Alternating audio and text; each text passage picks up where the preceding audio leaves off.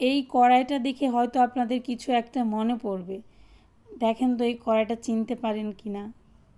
এটা কিন্তু আমার কড়াই না, এটা হচ্ছে আমরা যখন একসাথে ছিলাম এই কড়াইতে প্রতিদিনই রান্না করা হতো।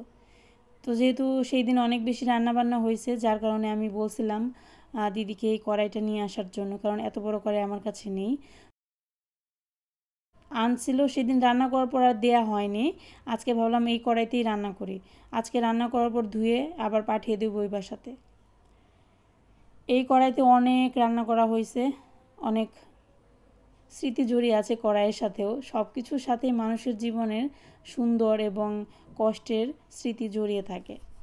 এর জন্য মানুষ দেখা যায় একটা জিনিস নষ্ট হয়ে গেলে বা ছিঁড়ে গেলে বা ফেটে গেলে সেই জিনিসটা কিন্তু ফেলতে পারে না, কারণ সেই জিনিসের সাথে তার এত বেশি সুন্দর এবং কষ্টের মুহূর্তগুলো থাকে, যার কারণে সেটা নষ্ট হয়ে গেলেও আর ফেলতে ইচ্ছা করে না। অনেক সময় আমরা দেখি না যে অনেকের বাসায় অনেক পুরনো জিনিসপত্র রেখে দিছে, কিছু ফেলে না। এটাই হচ্ছে তার মূল কারণ, মায়া পড়ে যায় জিনিসের উপর। দেখেন, কালারটা কিন্তু খুব সুন্দর হয়েছে। আর এই মাছের ঝোলটা খেতে আজকে অন্যরকম স্বাদ হয়েছিল।